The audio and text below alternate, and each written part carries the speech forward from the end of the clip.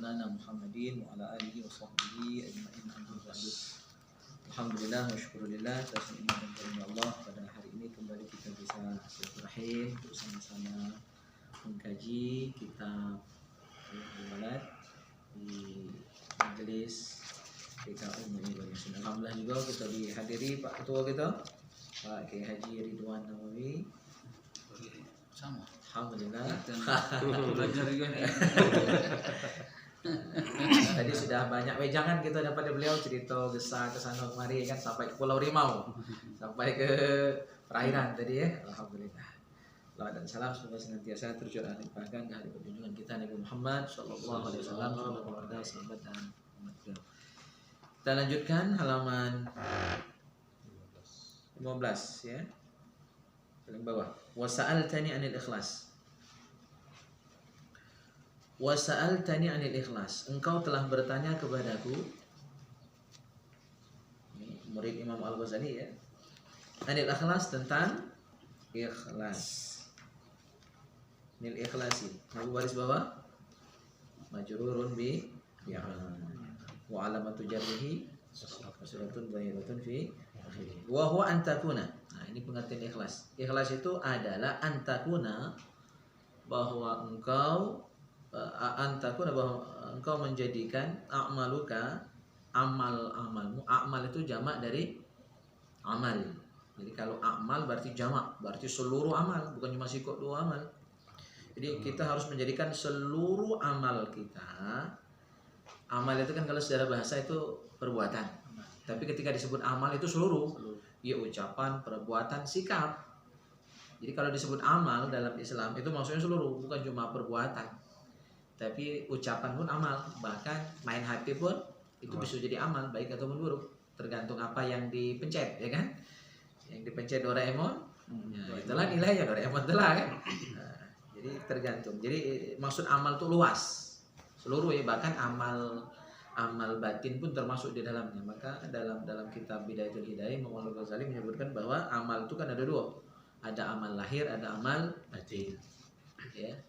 Maksiat juga sama, maksiat lahir, maksiat batin. Kalau maksiat lahir, yo maling, ya kan, korupsi, apa ya, tak puasa.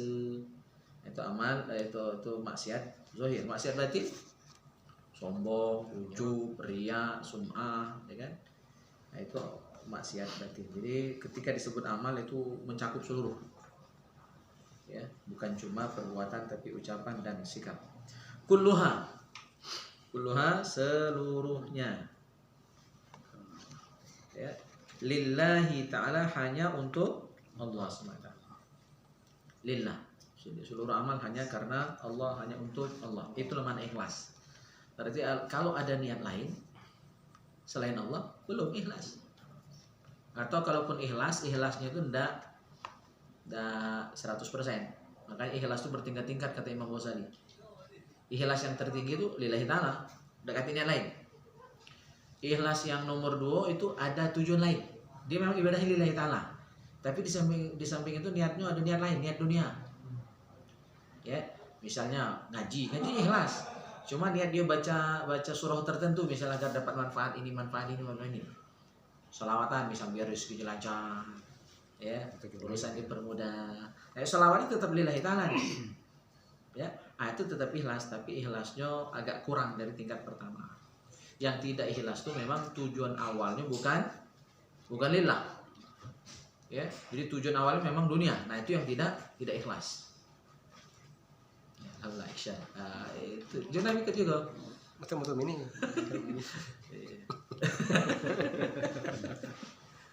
Masya Allah juga kan. Tak ketemu lu. Alhamdulillah. Jadi ikhlas itu bertingkat-tingkat. Seluruhnya juga bertingkat-tingkat. Apa kalau lari untuk balik nih? Jadi kalau ditanya orang ibadah mengharap surga, ikhlas tidak? Ikhlas. Cuma ikhlasnya nomor sekian. Yang nomor 1 itu bahkan dia hanya lillahi ta'ala. Surga itu kan bukan Allah.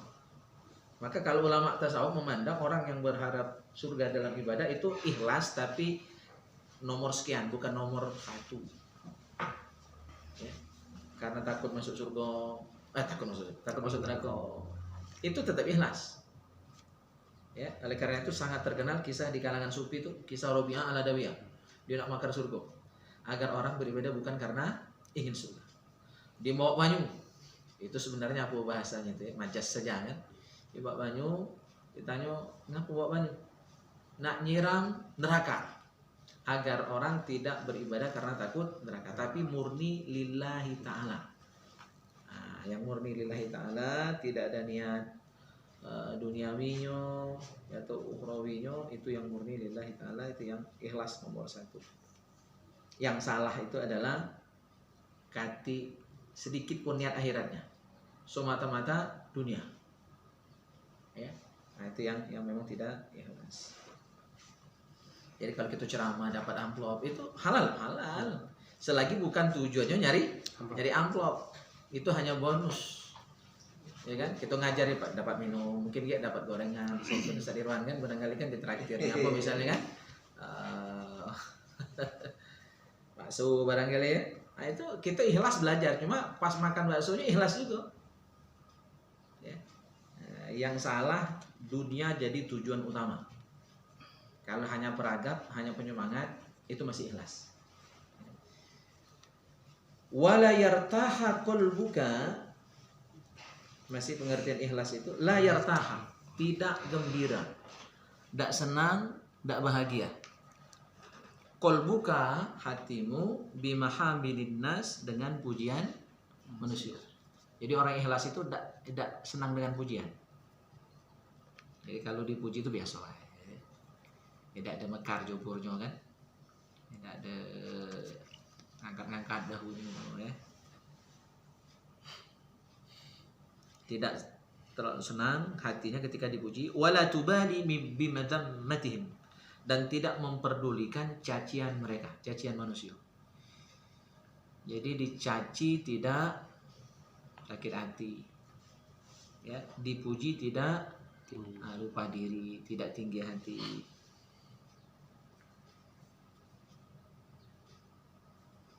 Biasa baik.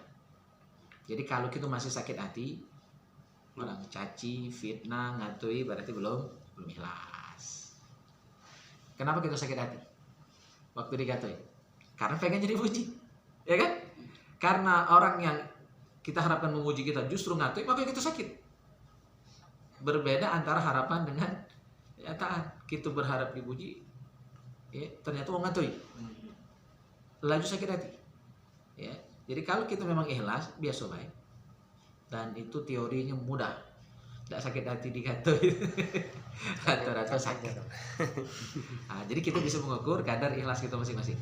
Ya sakit tidak waktu dikatui. Sakit tidak waktu di fitnah, dibuat-buat cakap, diumpat ke ya. Wa'lam, ketahuilah anna riya, bahwa riya. Nah, jadi lawan ikhlas itu riya. Lawan dari ikhlas riya. Berarti orang yang tidak ikhlas berarti riya. Wa'lam anna riya'a. Kenapa dibaca riya'a? Anna harfu taukidin wa nasbin tansibul isma wa tarfa'ul. Jadi dia isma, makanya baris atas. Kenapa tidak tanwin? Karena ada alif lam. Masih ingat pencegah, penghalang tanwin itu 3 kan? 1 alif lam, 2 tinggal di kantor sana. Kan ada 3 penghalang. Nah, tidak boleh tanwin. 1 alif lam, 2 mudhof. Mudhof pun nilai boleh tanwin, mudhof. Satu lagi ismul ladzi la ya. Ismul ladzi la sorry. Ketahuilah bahwa riya itu yatawalladu, terlahir. Kenapa orang bisa riya? Nah, ini pangkalnya. Ini asal usul riya itu. Min ta'zimil khalqi, lahir dari mana? Dari pengagungan makhluk. Riya itu lahir dari pengagungan makhluk. Karena kita merasa makhluk itu mulia, maka kita merasa penting dengan pujian dia. Maka saya ingat sering nonton ceramah Gus Baha. Ya. Jadi kalau orang ngatoi gitu, tidak perlu sakit hati. Karena apa? Penilaian manusia itu biasa baik. Tidak menjadikan kita masuk surga atau neraka. Ya. Yang kita harus takut tuh kalau yang ngatoi gitu, yang marah gitu, yang tidak setuju dengan kita itu Tuhan. Itu yang paling menentukan nasib kita. Jadi kalau orang, mereka kan cuma nilai kita dari kulit, dari luar. Dia tidak tahu apa-apa tentang kita yang sesungguhnya. Jadi tidak usah peduli dengan caci maki orang lain yang tidak tahu tentang siapa kita yang sesungguhnya. Jadi ketika kita masih merasa makhluk itu luar biasa, kita akan sangat memperdulikan ucapan dia. Sehingga sangat sakit hati kalau dia ngatui. Biasa aja. Wa ilajuhu, obatnya agar tidak riak, berarti agar bisa ikhlas. Ya, obat untuk tidak riak itu adalah antarahum. Hendaklah engkau melihat mereka, melihat makhluk itu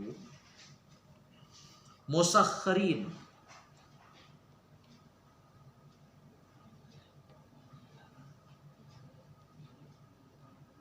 musakhirin itu adalah orang-orang yang tunduk.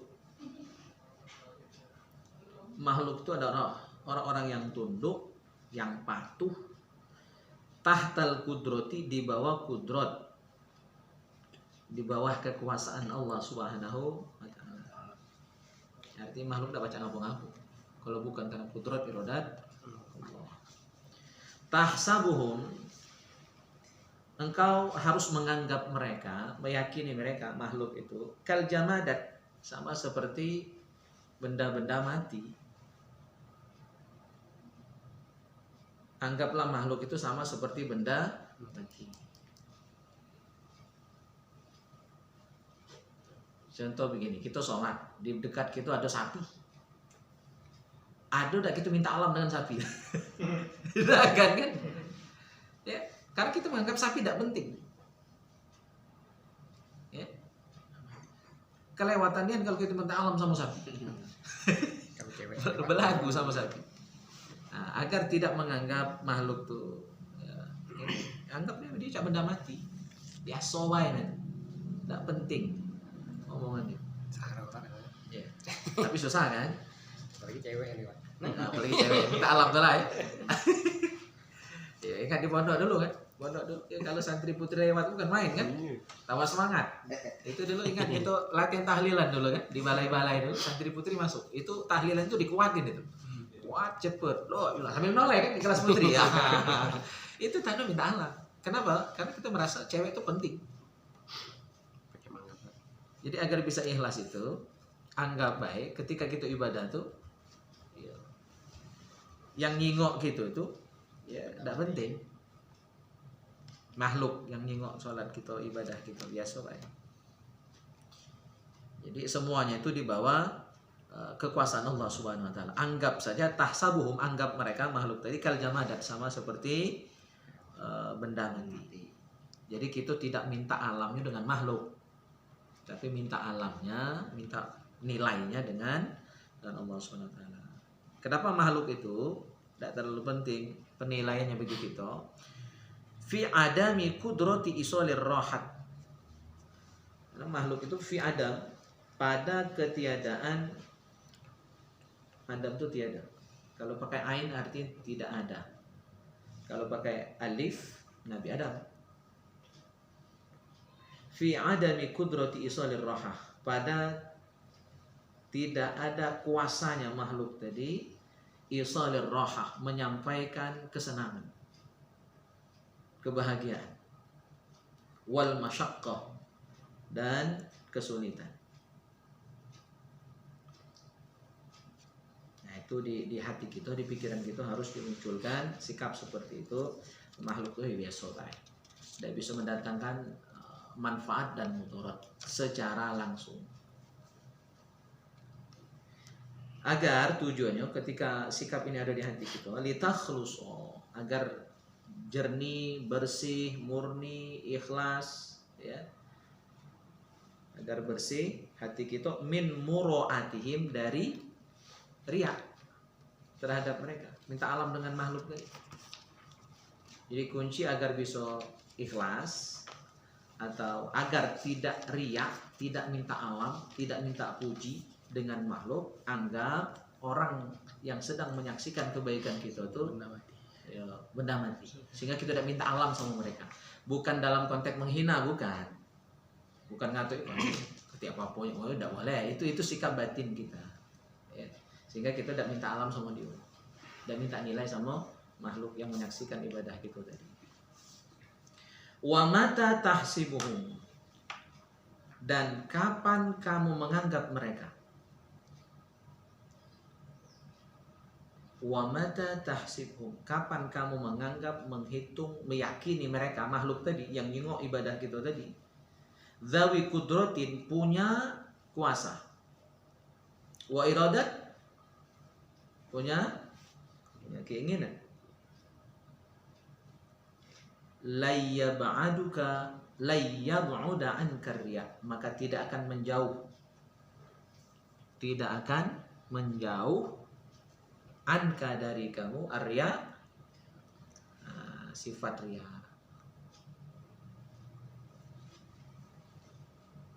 Jadi kalau nak menjauhkan riya, nak menghilangkan riya, anggap makhluk itu sudah mati, kal jamadat.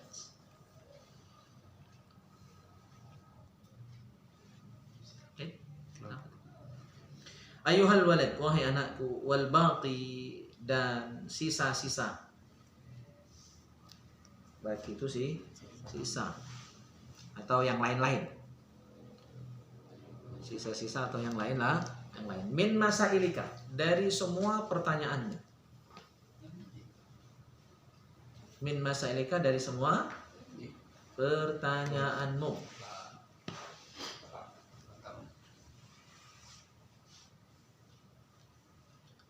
Ba'duha, sebagiannya masturun, tertulis.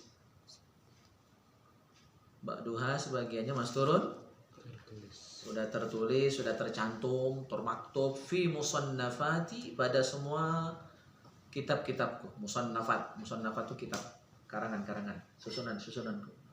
Kalau pengarangnya musannif, kalau musannaf kitab. Jadi sebenarnya seluruh jawaban atas pertanyaan muridnya ini Imam Ghazali sudah tuliskan semua di Ihya, di kitab Bidayatul Hidayah, di Minhajul Abidin, dan kitab-kitab yang lain. Maka yang lain, jawaban atas pertanyaan yang lain, kata Imam Ghazali, fadlubhu, carilah carilah jawabannya, sammata, di sana. Di sana maksudnya di kitab Ihya dan kitab yang lain-lain. Wa kitabatu ba'dihha, dan menuliskan sebagian jawaban saja. Itu balik ke jawaban atas pertanyaan tadi. Hukumnya haram. Jadi begini, menjawab dengan ilmu yang tak lengkap itu haram, karena akan membuat orang salah paham. Ya. Jadi di buku tipis ini tidak mungkin cukup nak menjawab semua pertanyaan muridnya tadi. Maka Imam Al-Ghazali menyarankan buka lagi kitab Ihya. Ini cuma sekedar nasihat secara umum saja. Jadi kitab Ihya Al-Walad ini sebenarnya intisari dari Ihya Ulumuddin. Kalau nak jawaban lengkapnya, buka Ihya. Di sini cuma poin-poin pentingnya saja. Karena kalau menuliskan jawaban yang separoh, ya tanggung. Ilmu tanggung, ya kan, sesat dan menyesatkan. Makan tanggung, lagi tidak lemak, ya kan? Tidur tanggung, ya. Begawe tanggung, ngambil borongan tanggung, ya. Rasa gelade pengantin baru, tak lemak.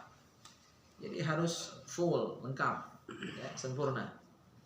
Jangan separuh-separuh. Minum tanggung, tak lemak juga kan? Ada ganti, minum gak ada? Pas, baru lengkap. Tidur tanggung, tidur lagi Pak. Itunya kawannya mana? Tadi tanggung. Tanggung aja. Lah di situ dari tadi juga. Hilang kawannya. Tanggung di bakso. Tidak sensitif. Jadi tidak boleh separuh-separuh. Ya, kata Imam Ghazali, wa kitabatu ba'diha haram. Menuliskan hanya sebagian jawaban, padahal jawabannya banyak. Nah, itu haram. Termasuk dalam bidang fikih. Maka yang dilakukan Ustadz Abdul Somad itu udah benar, Ustadz Adi Hidayat itu udah benar. Jadi ketika ada pertanyaan dan jawabannya beragam, itu harus disampaikan semua. Jangan cuma sikok. Ya, karena ketika hanya disampaikan satu, itu akan cenderung timbul pemahaman yang sempit. Contoh, tentang bismillah di suratul Fatihah itu kan ada 3 mazhab. Kalau hanya disampaikan satu, maka jamaah kita, murid kita akan menganggap sikok itu yang benar. Selain itu salah, karena tidak diterangkan gurunya. Oleh karena itu kita kalau di pondok belajar kita 4 mazhab. Bidayatul Mujtahid. Terus sekarang yang terbesar tuh Al-Fiqhul Islam wa Adillatu karya Syekh Wa Zuhaili 10 jilid. Yang lebih besar lagi itu Al-Mawsu'ah Al-Fiqhiyah Al-Kuwaitiyah 45 jilid. Ya. Nah, penting belajar 4 mazhab itu. Jadi misal tentang bismillah tadi. Kalau guru cuma mengajarkan sikok, ketika muridnya ketemu dengan yang lain dari diajarkan dulunya, pasti kerok, salah ini guru kami tidak pernah ngajar. Nah, oleh karena itu dalam jamaah pengajian saya sudah sampaikan, walaupun tetap rujukan fikih Syafi'i, tapi sebagai wawasan jamaah saya sampaikan juga di luar Syafi'i agar mereka memaklumi ketika ada di masyarakat yang seperti itu. Misal bismillah tadi. Kalau mazhab Syafi'i kan wajib bismillah, sholat sir, jahar, seluruh sholat baca bismillah. Ya, karena dia bismillah adalah ayat pertama dari suratul Fatihah.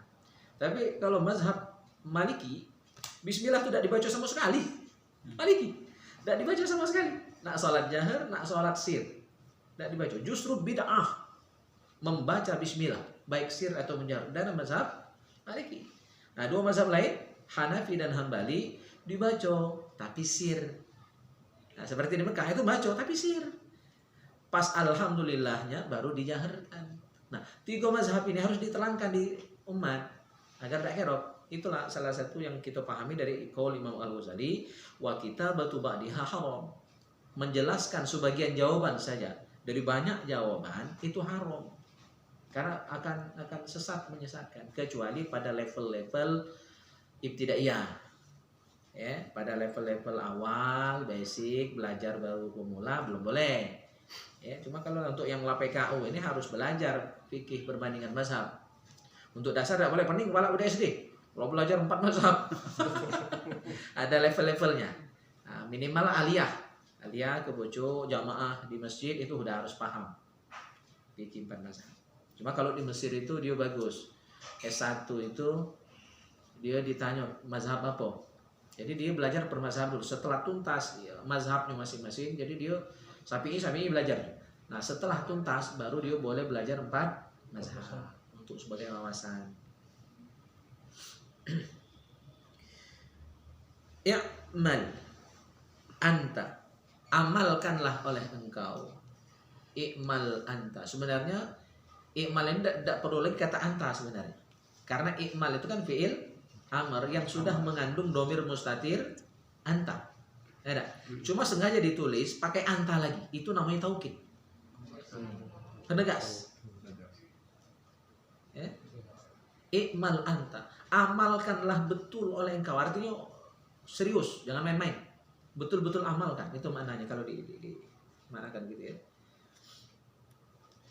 Bima ta'lamu, apa saja yang engkau ketahui, amalkan ya betul-betul, sungguh-sungguh apa saja yang engkau ketahui, lian kashifa, agar terungkap. Lian kashifa. Ngapa dia baris baca? Itu kan fi'il mudhari'. Lian kashifa, yan kashifa. Seharusnya yan kashifu. Ngapa dibaca lian kashif? Ya, kan ingat lagi nahunya. Apa baris baca?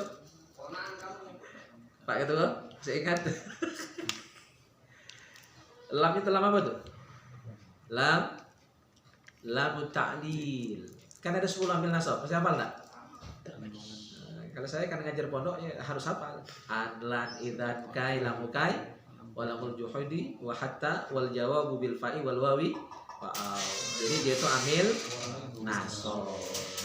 Nah, kalau ada amil nasab masuk ke fi'il mudhari', maka fi'il mudhari'nya yang rofa menjadi nasab. Jadilah lian kashifa gitu.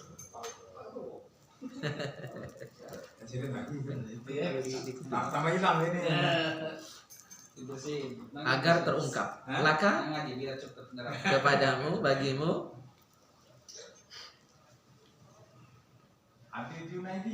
Malam ta'lam, apa yang tidak engkau ketahui. Nah, jadi ini rasio kalau pengen dapat ilmu tanpa belajar, yang bahasa ulama tuh ilmu laduni. Jadi rahasia nak dapat ilmu laduni itu ngamalkan ilmu yang ada. Maka kalau ilmu yang ada dibuang-buang, tak mungkin dapat ilmu laduni. Semayang tidak, ngaji tidak. Pengen dapat ilmu laduni, tidak. Jadi ilmu laduni itu memang ada. Dan itu isyaratnya ada di dalam Al-Quran. Surah Al-Baqarah ayat 282, ayat terpanjang, ayat tentang apa? Utang, paling bawah. Wattaqullah wa yu'allimukumullah. Itu isyarat kata ulama ilmu laduni. Bertakwalah kepada Allah, maka Allah akan mengajari kalian. Berarti syarat dapat ilmu laduni takwa. Maka orang yang tak takwa ngaku dapat ilmu laduni pasti bohong. Harus mengamalkan ilmu. Orang yang mengamalkan ilmunya kan disebut dengan takwa. Ya. Jadi amalkan ilmumu, maka akan terungkap kepadamu malam ta'lam, apa-apa yang belum engkau ketahui selama ini.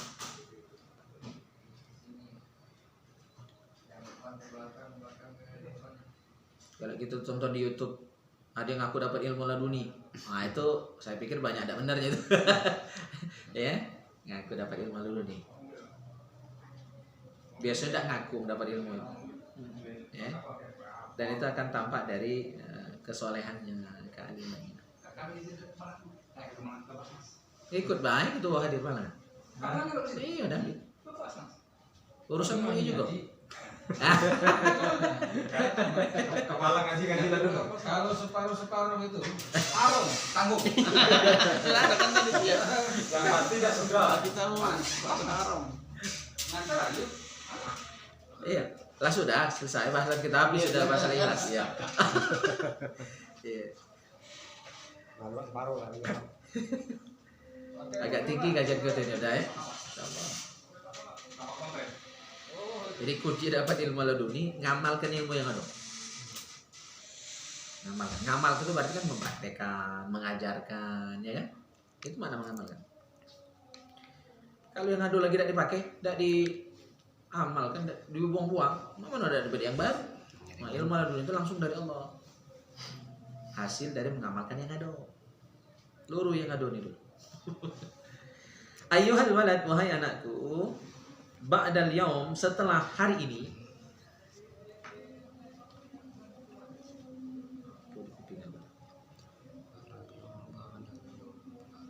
Setelah hari ini, la tas'alni, jangan pernah kau bertanya kepada. Jangan pernah kau bertanya lagi kepada. Ma ushkila alaika, apa-apa yang sulit. Ma ushkila, apa-apa yang sulit alaika atasmu, illa kecuali bilisanil janan, dengan lidah hati, dengan lisan hati. Jadi artinya sebelum nanya, tanya dulu dalam hati. Sebenarnya ada jawaban di hati teman-teman. Ya. Kecuali kalau nak nanya dengan lidah hati. Tanya hati. Sal dhamira, tanyalah hati.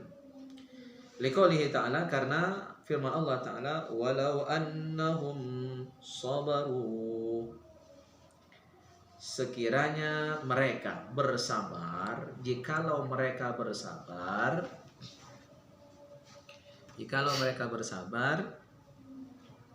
hatta takhruju ilaihim, sampai engkau keluar kepada mereka,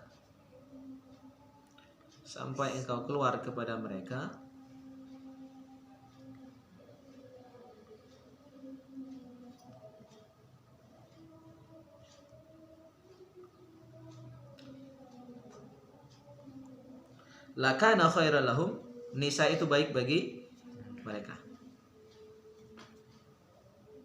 Niscaya itu baik bagi mereka. Jadi terkadang jawaban itu muncul deh, tinggal sabar be. Nah kita kan kadang-kadang begitu ada masalah langsung nanyo, kaki cukup pendem dulu bener. Pendem dulu, berkontemplasi dulu, merenung dulu, tenang ke dulu, muncul deh kadang-kadang jawabannya. Cuma kadang-kadang itu tidak sabar, pengennya dapat jawaban yang instan. Kan maunya kita itu, coba renung dulu, apa hikmah, apa rahasia, apa makna. Gitu.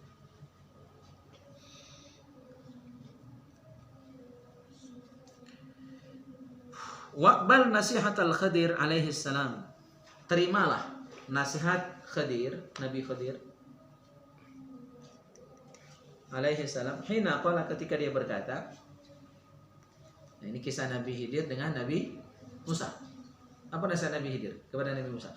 Fala tas'alni, jangan kau bertanya kepadaku an syai' tentang sesuatu, hatta uhditsa laka minhu dzikra. Jangan kamu bertanya kepadaku tentang sesuatu hatta sampai uhditsa, aku menceritakan kepadamu, laka, kepadamu, minhu, daripada sesuatu itu, zikron sebagai peringatan. Sebagai peringatan atau sebagai penjelasan. Wala tasta'jil, dan jangan engkau buru-buru. Hatta tablugha, sehingga sampai awanahu, waktunya. Kayak pada saatnya tahu deh, ada yang beberapa jawaban kita tidak perlu jawaban sebenarnya atas pertanyaan kita. Seiring waktu, oh, ini ternyata rezeki. Tahu deh. Ya.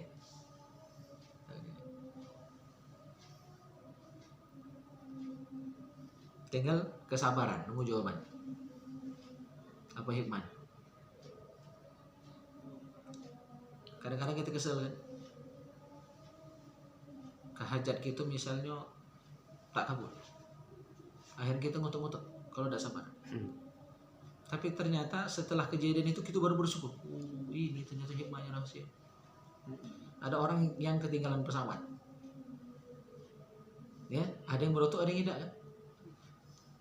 Ada cerita orang yang dia naik pesawat ketinggalan. Gara-gara dia sholat dulu. Pas sholat tadi ternyata pesawatnya berangkat. Balik dia dulu. Dilihat itu urung. Jadi pas dia balik nonton TV, ternyata dalam itu keluar berita pesawat yang bakal dia naik tadi kecelakaan, jatuh. Baru saat itulah dia bersyukur. Ada hikmahnya. Coba kalau dia tidak sabar tadi, pasti marah-marah, ngutet-ngutet, sumpah serapah, ya kan? Jadi jangan buru-buru sampai tiba waktunya, hatta tablugha awana, sampai tiba waktunya. Yukshafu laka, terungkap bagimu. Terungkap laka, bagimu, untuk watarahu, dan engkau melihatnya, akan mengetahuinya. Sa'urikum ayati fala tasta'jilun, akan aku perlihatkan kepada kalian, kata Allah, ayati, tanda-tanda kekuasaanku, ayat-ayatku, tanda-tanda kekuasaanku, fala tasta'jilun, maka jangan kamu buru-buru. Goyor, jalan nih benar. Nah, jalan nih. Jangan makso, Cak kita di tamat kelah hari ini pacak baik, cuma ya kan? Kalau kelengar juga kepala gitu kan. Goyor.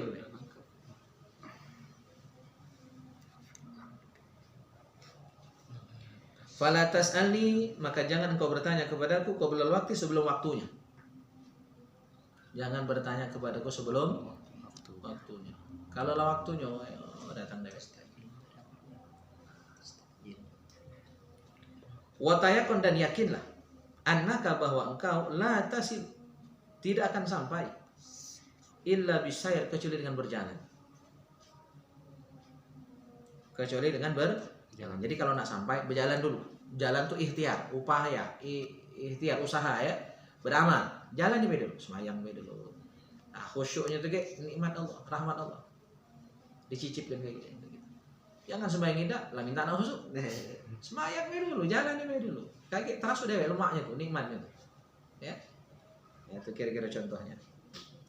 Liqaulihi ta'ala, karena firman Allah Ta'ala, awalam yasiru fil ardi fayanzuru, tidakkah kalian berjalan di muka bumi, fayanzuru, maka kalian akan melihat, kalian akan memperhatikan.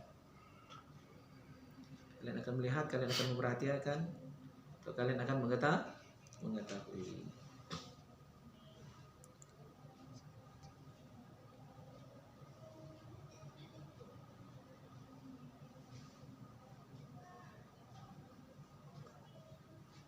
Satu lagi kita bahas ya. Ayuhal walad, wahai anakku, billah, demi Allah. Intasir, jika engkau berjalan, intasir jika engkau berjalan, taro al-ajaib, engkau akan melihat keanehan-keanehan atau yang mengagumkan. Ajaib itu mengagumkan ya. Yang aneh-aneh.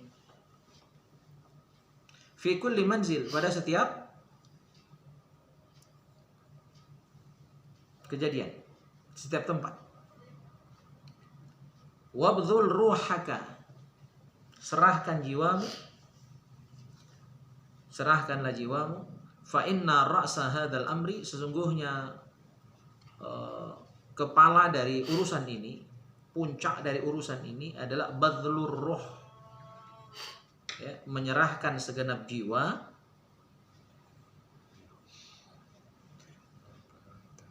Kama qala Zunnun al-Misri, sebagaimana dikatakan oleh Zunnun al-Misri rahimahullahu taala li ahadi talamizatihi, kepada salah seorang muridnya, in qadarta, jika engkau mampu, ala badlir ruh, untuk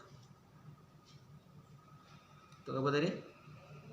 Bazli tadi, menyerahkan jiwa, sepenuh jiwa, fata'ala, maka kemarilah. Jika engkau mampu mengerahkan seluruh jiwa, sepenuh jiwa untuk masuk ke dalam dunia ini, ya, dunia kerohanian ini, fata'ala, maka kemarilah. Ya, diajak oleh beliau. Tapi harus sepenuh jiwa. Tidak boleh separuh-separuh tadi. Kalau baru setengah-setengah hati, tidak usah. Kaki berhenti tengah jalan. Ya.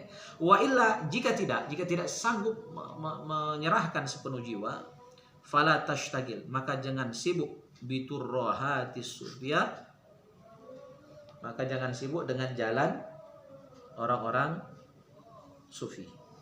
Biturrohat, dengan jalan sufiyah, orang-orang sufi.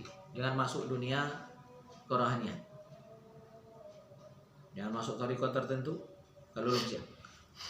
Jangan melo belajar ini kalau belum siap. Berhenti tengah jalan. Dapat ilmu separuh. Baik, untuk hari ini cukup sampai di sini bahasan kita. Alhamdulillah sudah tiba dasar, dan kita akhiri dengan ucapan alhamdulillahirabbil alamin. Subhanakallahumma wa bihamdika asyhadu an la ilaha illa anta astaghfiruka wa atubu ilaik. Nih, lah balik. Kalau lah balik, enggak ketemu. Tanggal 9. Lagi dia. Telat.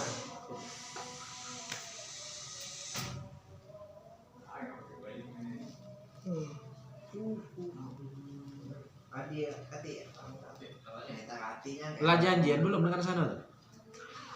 Lah janjian seharusnya tungguin. Kuncinya nak sini tadi lah.